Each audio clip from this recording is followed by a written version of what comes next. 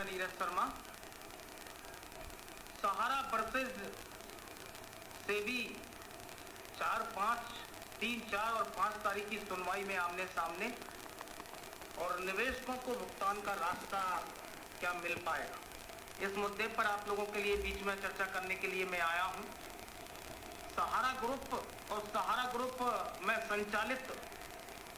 स्कीमों के माध्यम से सहारा के लाखों एजेंट साथियों को, करोड़ों निवेशकों को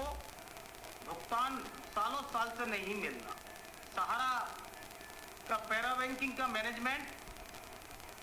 सहारा सेवी केस और एम मार्गो का जिक्र करके लगातार सहारा के निवेशकों को भुगतान से दूर करता रहा है। मैं आपको बता दूं कि मेरे मोबाइल में सहारा सेवी केस से जुड़ा एक वो आदेश है जिसमें 5 जून 2014 को सम्मानित सुप्रीम कोर्ट ने 10,000 करोड़ रुपए इनको एकत्रित करने के लिए एम मार्गो में राहत प्रदान की गई थी, जिसमें सहारा के तत्कालीन जुड़े वकील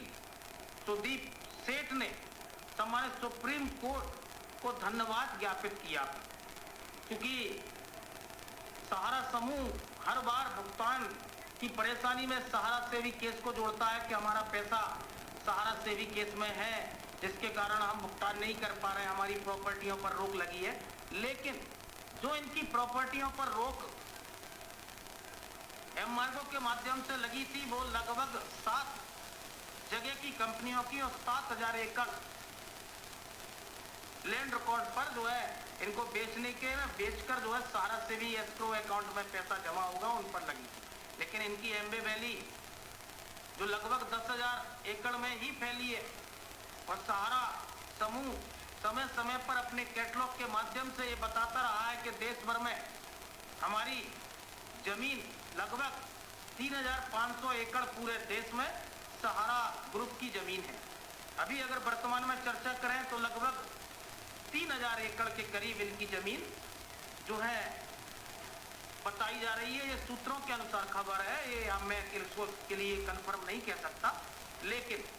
एम मार्गो के नाम से लगातार निवेशकों को गुमराह किया गया। निवेशकों को इस सहारा सेवी केस का चिन्ह दिखाया गया, लेकिन अब इस सहारा सेवी केस में 3, 4 और 5 तारीख को सम्मानित सुप्रीम कोर्ट में 3 जजों की बेंच में, क्योंकि सुनवाई होनी है और इसमें सम्मानित सुप्रीम कोर्ट के मुख्य न्यायाधीश सीजेआई महोदय श्रीमान चंद्रचूड़ जी भी इस केस की सुनवाई कर सकते हैं। अभी ये कंफर्म नहीं, और 3, 4 और 5 तारीख को जो सुनवाई होनी है उसमें क्या निवेशकों को,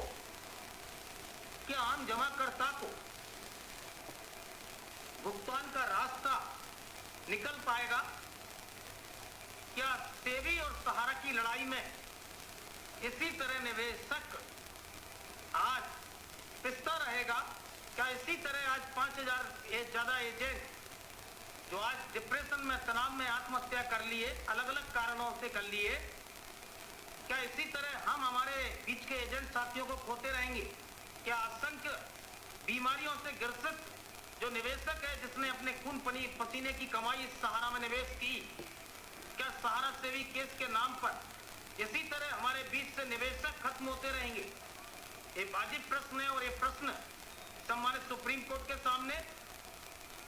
सेबी के सामने जो रेगुलेटर है, और सहारा प्रबंधन के सामने बनता है, और सरकार के सामने भी बनता है कि इस मामले में सरकार को भी अपना पक्ष रखना चाहिए सुप्रीम कोर्ट में, कि गरीबों से जुड़ा मामला है, इसको इस देश की गरीब जनता के हित में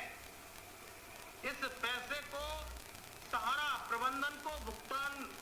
देने के लिए पैसे को रिलीज करना चाहिए। जिस तरह सहारा रिफंड पोर्टल में 5,000 करोड़ रुपए देने के लिए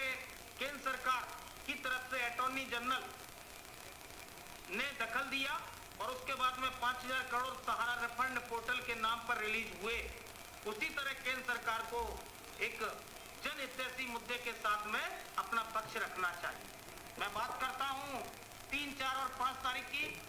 जिसकी देश भर में लोग उम्मीद और विश्वास लगाकर बैठे हैं कि निश्चित निवेशकों के लिए राहत भरी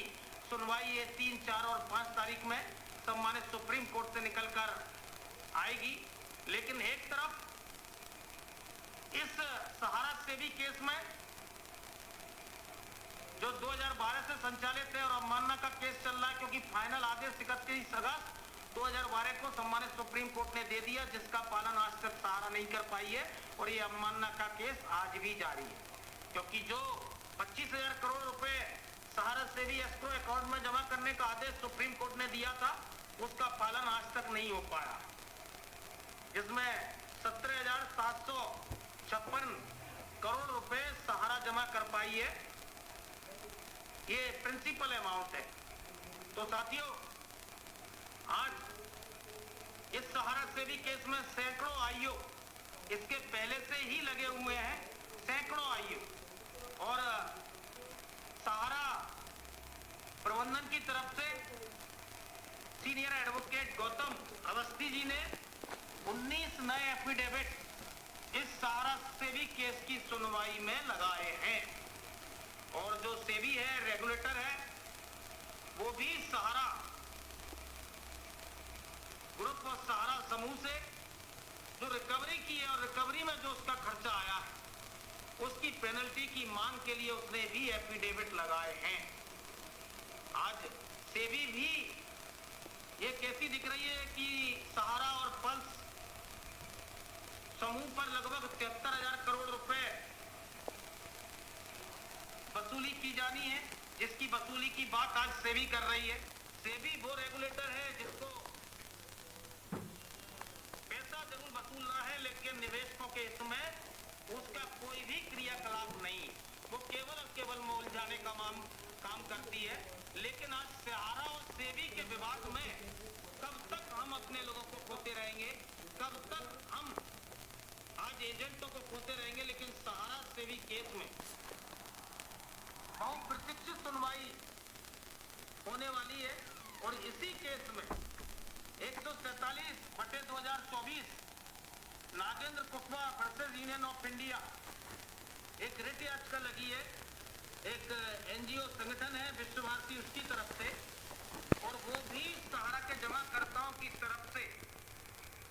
ये सहारा सेबी केस में जो एस्क्रो अकाउंट में पैसा है, वो पैसा सहारा के निवेशकों के लिए दिया जाए और उनको राहत भुगतान के लिए मिल पाए, तो वो भी इसी में टैग किया गया है। तो देखने वाली बात होगी और रोचक बात होगी कि सम्मानित सुप्रीम कोर्ट किसको कितना महत्व देता है और किसकी बात कितनी सुनता है। क्या वो सेबी की बात सुनेगा, क्या वो सहारा प्रबंधन से जुड़े एडवोकेटों की बात सुनेगा, या फिर जो आईओ लगे हैं और जो इस सहारा सेबी केस में दखल देने के लिए आईओ लगे हैं उनकी बात सुनेगा, या फिर रिट याचिका लगाने वाले नागेंद्र कुशवाहा जो सहारा के एजेंट और निवेशकों के लिए अपने एनजीओ के माध्यम से रिट याचिका लगाएं, क्या उनकी बात सुनेगा। मुख्य रूप से जो यूनियन ऑफ इंडिया के एडवोकेट हैं और एनजीओ से जुड़े एडवोकेट हैं,